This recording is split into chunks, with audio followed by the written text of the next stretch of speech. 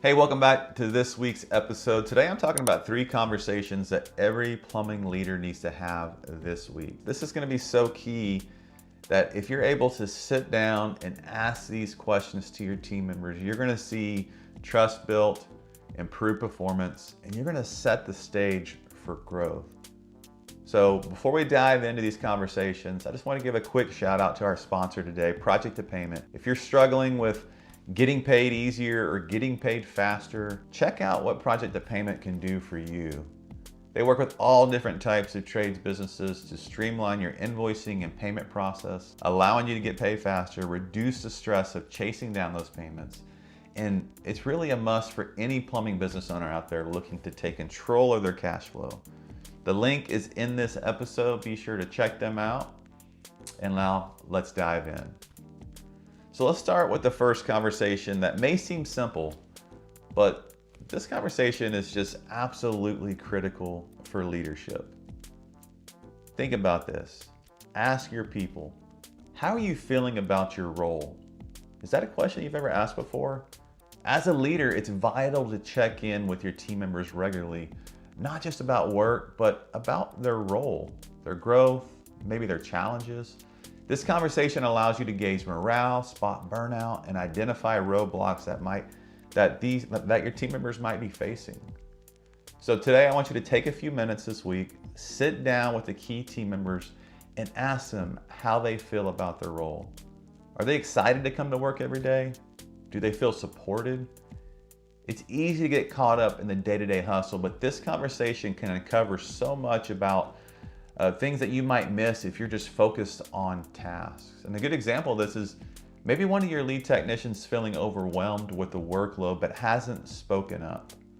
Asking this simple question might reveal that they need help with delegation, or maybe they need help with support on a specific task, which will ultimately improve performance across the board. The next area I want to talk about today, here's a really good one. So where do you want to grow? Think about that for a minute. Where do you want to grow? Personal growth doesn't just happen on its own, but as a leader, it's your job to create opportunities for your team to develop, whether that's gaining a new skill or stepping into new leadership roles. Ask your team members about their aspirations. What are they working towards? This could be technical growth, leadership opportunities, or maybe just personal milestone that they want to achieve. Write it down. Knowing this helps you align their goals with the needs of the business. Let's say, like, a good example of this may be that you have a technician who's interested in learning more about estimating jobs. By supporting that growth, you're not just helping them advance their career, but also you're building a more versatile team. This could be a future leader who maybe one day will step up when that time comes. But if you don't invest the time now, you're probably going to miss that opportunity. The third area I want to talk about, this is the last one, but certainly not the least. The conversation you should always be having is, how can we work together? Leadership isn't about giving orders. It's about collaborating with your team to continuously improve. Just think about that. This conversation helps you foster a culture of growth and accountability within your business. So a good application for this is encourage your team to share their ideas on what could be improved. This could be processes, communication, or how to improve customer service.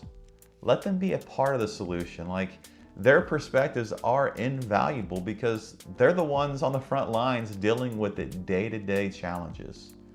So a good example of this maybe is that your team notices that a certain system or process is slowing them down, and maybe it's slowing down the service times. By asking how we can work together to improve, you're not only involving them in that decision-making process, but you're also strengthening the sense of teamwork and ownership. You don't know what you don't know unless you ask these questions. So to recap, make sure you're having these 3 essential conversations. First, how are you feeling about your role? You want to do this to gauge morale and uncover challenges that they may be facing. Second, where do you want to grow?